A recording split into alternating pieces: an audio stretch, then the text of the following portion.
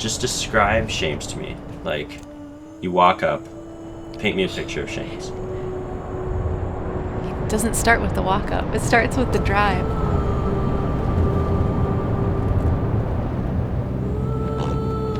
As you come up through a place they call the Valley of Certain Doom, there are these mountains looming above you.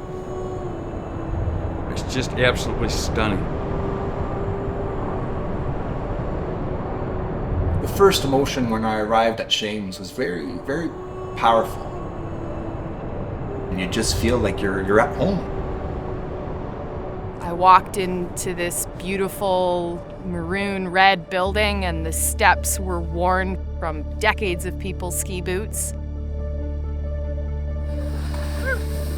And it was peaceful.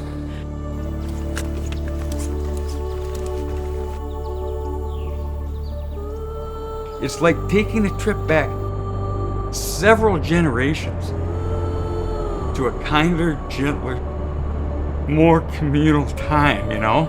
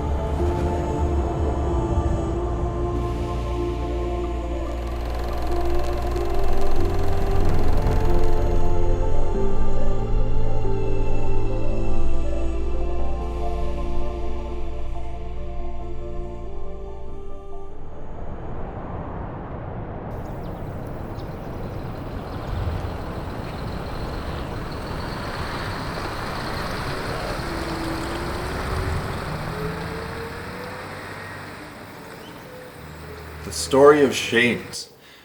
Well, the story of Shames is a pretty incredible one. Originally, the building we are in was at a ski hill called Kitsim-Kalem. First local hill was just right outside the window over here. And it turned out that as winter's warm, they didn't have a reliable snowpack. With low snow years, Kitsim-Kalem struggled. There were a number of reasons why that hill just wasn't feasible anymore. So it was literally local business people who collaborated and brought our little mountain here. The Shames Mountain Corporation bought the old lifts from the Kitsim-Kalem ski hill. They literally trailered the lodge here, brought all the lifts here. Raising the more than $2 million to build the facility has been a major task. But after 2.5 years of struggling, they're also very excited. Of course, this is a classic story of an incredible product, but with no market. And in a small community that's a resource-based community, shortly after the ski hill got relocated up here in 1991, the logging industry tanked. The struggles became very, very real, very quick.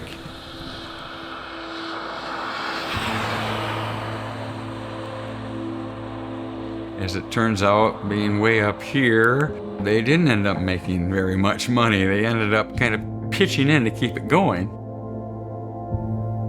And after about 10 years, it announced that they could no longer bankroll the place. This was going to be their last year of operating. There were a lot of private investors that were looking at buying it and closing it to the public, or, just not having it offered here for us anymore.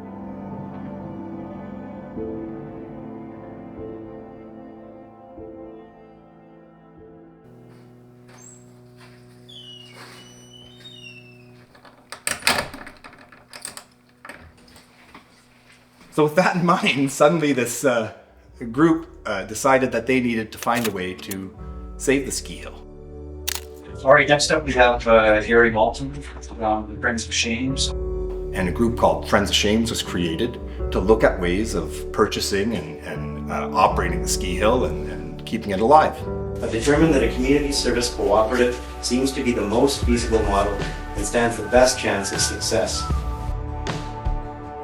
we really put our heads together for like, what does the ski hill need? What does the area need? How can we best service the community? Other stuff at the hill, so just quickly, snow is back. Obviously the membership appreciation weekend was huge, followed again by the bank slalom weekend. The idea was that the community could buy shares and we could raise enough funds to get to the $1.2 million asking price. In a year, the community managed to raise $680,000. It was really important for the ownership to keep the place here, so to turn down more significant offers, it really shows a big statement of how much in rural communities like this, people really take care of each other. And now the community owns and operates this wonderful ski hill. Rider 17 on go. 3, 2, 1, go. Yeah, Jack!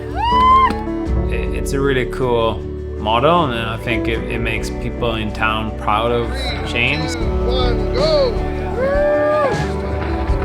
And everybody who comes here, pretty quickly they sort of get it. It's one of the most unique ski resorts in the world, I would say. I wouldn't even really call it a ski resort though, it's more like a ski place. One of the best things my parents ever did for me was take me skiing for the first time. It just puts a smile on your face and a twinkle in your toes. It's good for your body, your mind, and your soul. There isn't a more inclusive family affair. Come back to me. We can keep sleeping a little on the rise. We can stay normal with every surprise. I said a good team. You don't have to be an awesome skier to be considered a Shane skier. You just kind of got to show up with a smile on your face. So when you make everybody an owner and you make every voice feel heard, then yeah, you're gonna be successful. You can't fail that way. I think that it could serve as a model for small hills across North America, maybe across the world.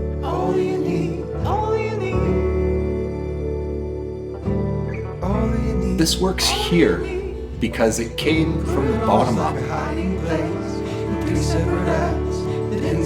It came from the community deciding that they wanted to save their ski hill.